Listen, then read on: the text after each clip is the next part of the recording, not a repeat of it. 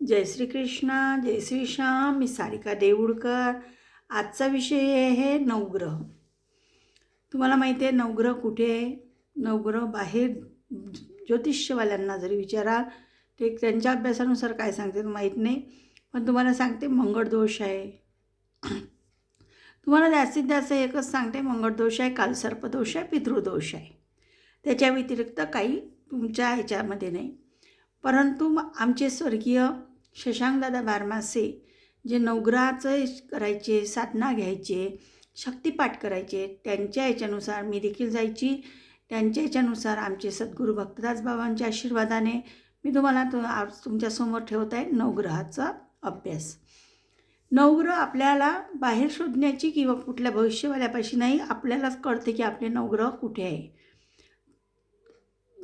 राहू जो आहे तो आपल्या डोक्याच्या 4 बोटं वर असतो. केतू तडपावला तर पायामध्ये असतो.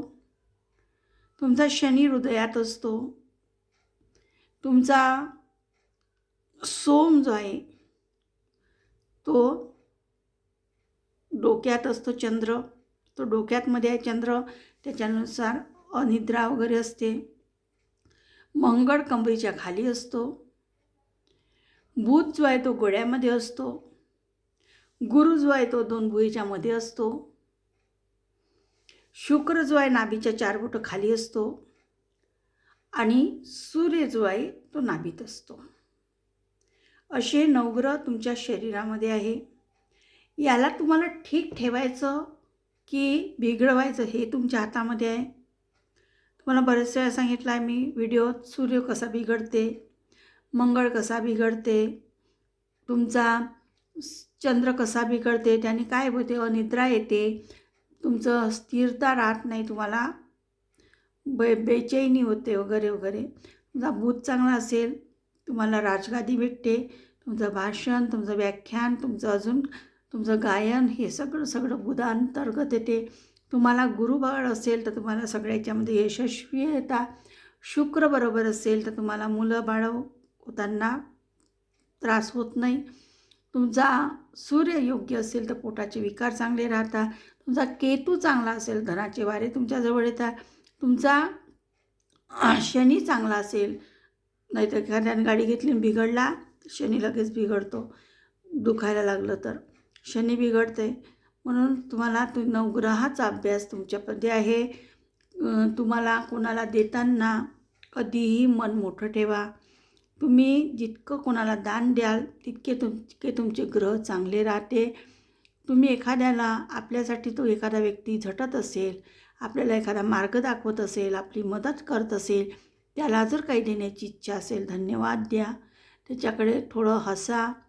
उदाहरणार्थ काल आम्ही गेलो होतो काल भोजाजी महाराज देवस्थान आजनसरा त्या गावाला. आता इतक्या लांब गेल्यानंतर तुम्हाला प्रवासाचे अनुभव येतात. तुम्ही साधी आपली स्माईल, धन्यवाद असं देखील तुम्ही कोणाला करू शकता. कोणाला प्रसादी द्या.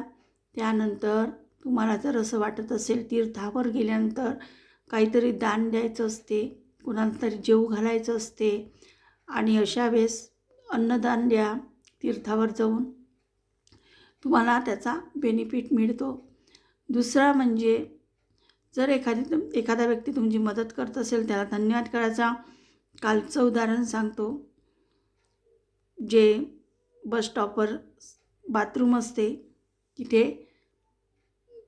ते कर्मचारी असतात, पगारी असेल ठीक आहे, पण तुमचे काहीतरी काम आहे ना, स्वच्छता ठेवायचं आपलं काम नाही का. आपण लोक घाण करता, ही घाण करू नका, स्वच्छ ठेवा.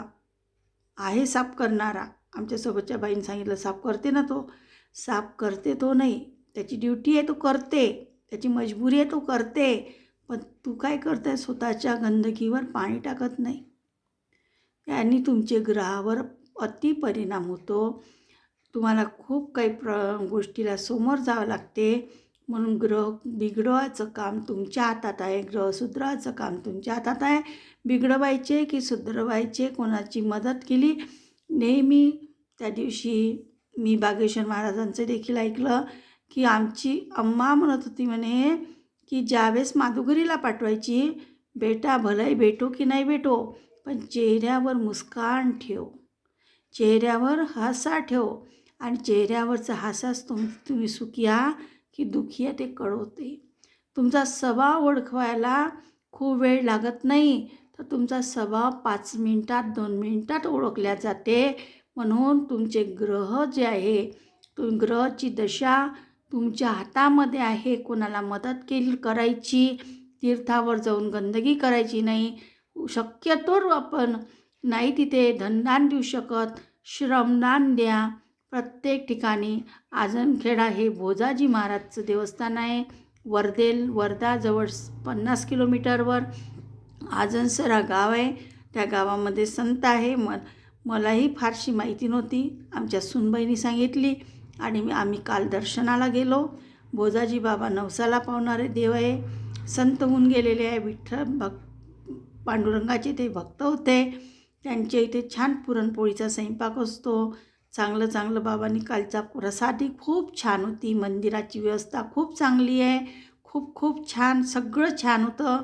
आणि म्हणून सांगते की होत असेल तितकी मदत करा, स्वच्छ ठेवण्याचे प्रयत्न करा, गंदगी करू नका.